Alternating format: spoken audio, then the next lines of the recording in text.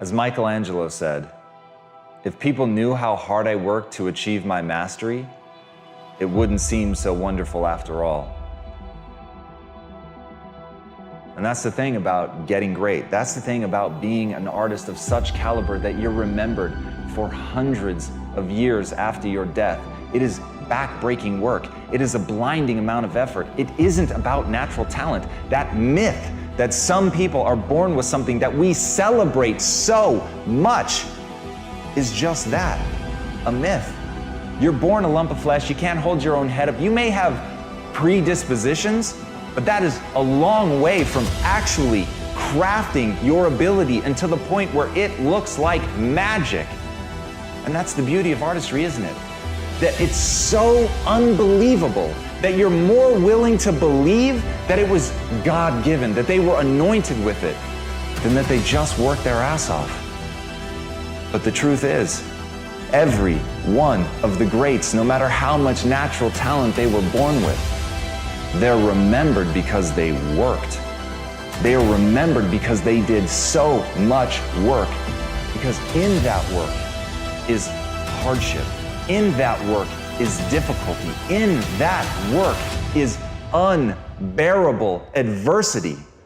But it's in that adversity that the magic happens. And as Victor Hugo said, adversity makes men, prosperity makes monsters. So I know right now you wish you'd been born with some talent. You wish that all those dreams that you had, they were yours for the taking, that you didn't have to put blood, sweat, and tears into it, that somebody would hand you at least something in the beginning, that they would give you some start, some spark. That's where the monster's created. If you really want to get hard, if you really want to get tough, if you want to get great, if you want to be untouchable because no one can bend or break your vision of yourself, then you have to suffer. That's the way of the world. And as Florence Nightingale said, I attribute my success to this: I never gave or took any excuse. And that's the secret. At the end of the day, if you know what you want, it's only a question of whether you're willing to pay the price to get there. So ask yourself, are you willing to pay the price?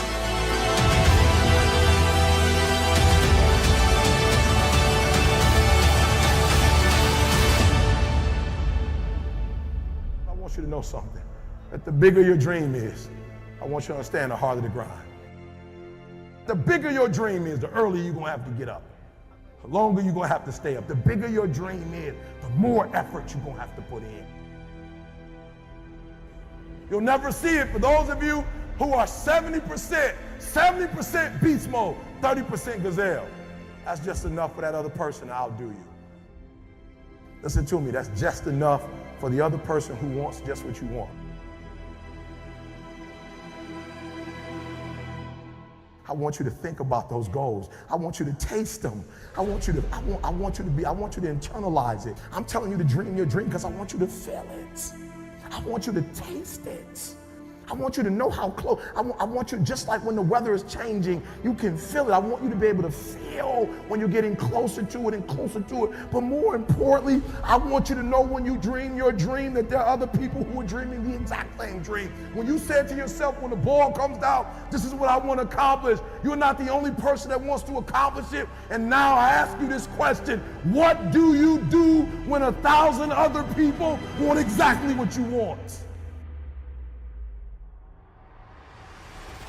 What do you do when you're not the only one that wants to make $1 million in your company? You're not the only one that wants to be the president. You're not the only one that wants to be the CEO. What if you're not the only one that wants what you want? What if there are thousands of other people who want what you want? You have to outwork them. You gotta outgrind them. You gotta get up earlier. You gotta stay up later. You gotta execute, and you gotta go from 70 to 120. If other people are putting in 40-hour work weeks and you're putting in 100-hour work weeks, you will achieve in 4 months what it takes them a year to achieve. Stop crying and just keep hustling. Hustle is the most important word ever. If you want this, if you're miserable, or if you don't like it, or you want to do something else and you have a passion somewhere else, work 9 to 5, spend a couple hours with your family. 7 to 2 in the morning is plenty of time to do damage. I mean, you start building your equity and your brand and whatever you're trying to accomplish after hours. Everybody has time. Stop watching Lost. If you really have a drive and you really put your heart and soul into something, you can really make anything happen. Wanted to just prove everybody wrong, you know what I mean? I wanted to make it, and I was gonna make it regardless of what anybody said. This thing, you're doing it for yourself.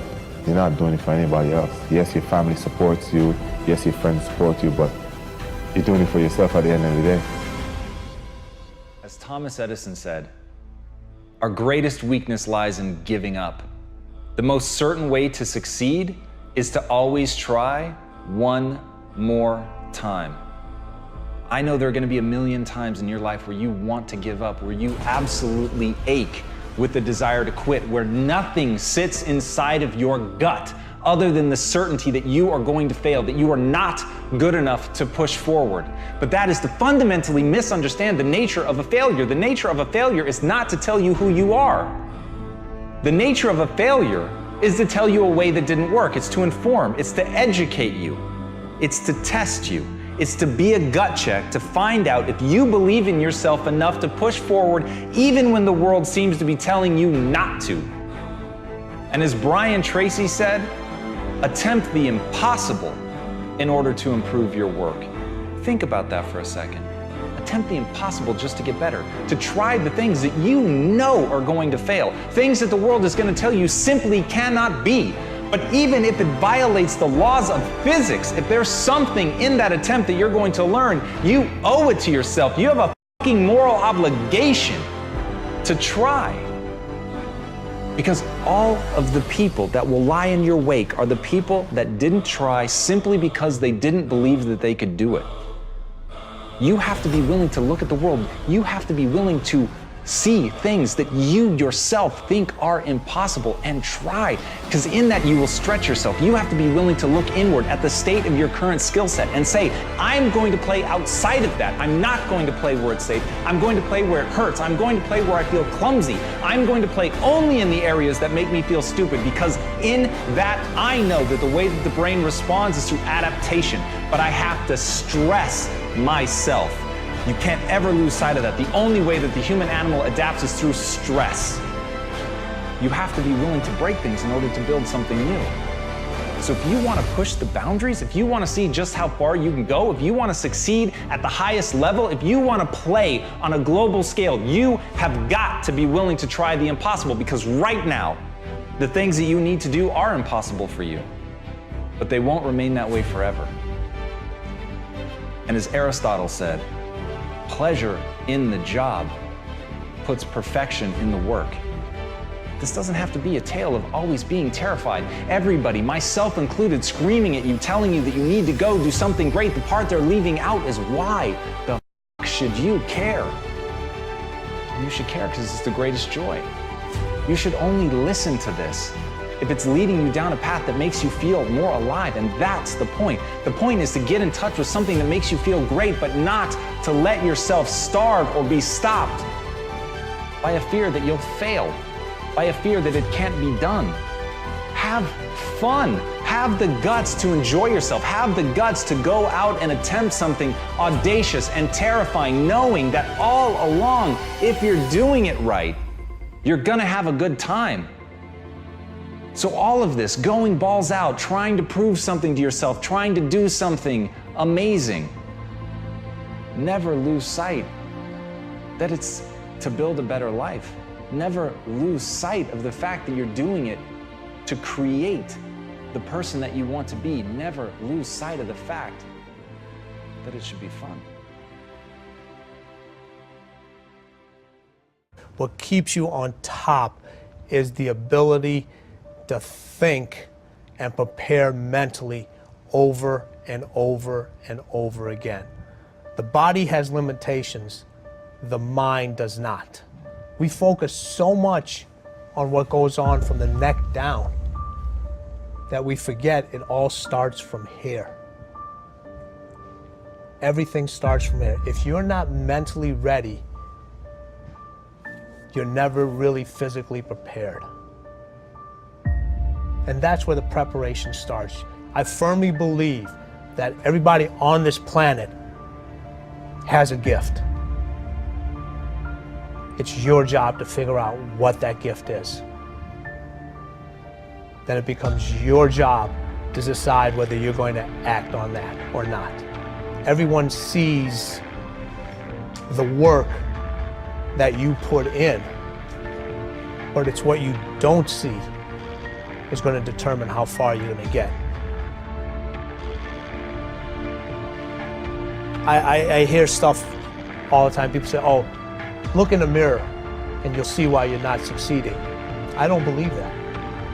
Okay? It's what you don't see in the mirror. That's what's holding you back. It's what you're not willing to see is why talent is not enough. And when you finally see it and accept it and decide to work on it, then you can take that next level.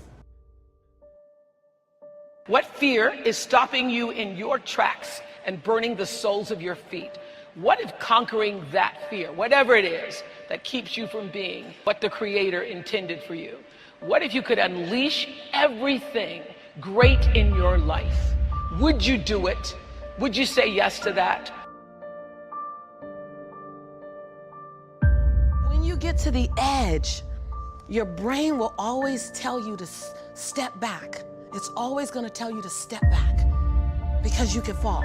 Always. It's going to tell you to step back because before you fail, the last time you did this, you saw someone else fail. You could hurt. You could be off work. It's going to tell you. It's designed to keep you safe. So you have to be willing to play between your brain and your soul. And on some days, you got to just listen to your soul. And you got to say, I'm going to leap. I'm going to get to the edge. Most people are at the edge, and you're standing at the edge, and you're watching everyone else fly, wondering what it's going to be like when you jump without ever jumping. And I'm just here to tell you, jump. Because only three things can happen. You're either going to jump and fly, or you're going to jump and fall on something soft, or you're going to fall down hard. Either way, you're going to get back up. You already know you got what it takes to get back up. Your greatest fear is not that you will fall. Your greatest fear is that you will live a full life and never fly, that you never leaped. You're not afraid of dying. You're afraid of dying before the world sees who you really are. You are special. You have been blessed with certain talents. And when you were a little kid, you knew those talents. You dreamed. You were connected with your talents. You had an open heart. You felt grateful. You wanted to change the world. You knew you were a genius. You didn't care what other people thought. You had the conviction to go out and run your own race. And what's happened? You might be 30, you might be 20, you might be 40, you might be 80 right now. And I'm going to ask you, do you still have the fire in your belly?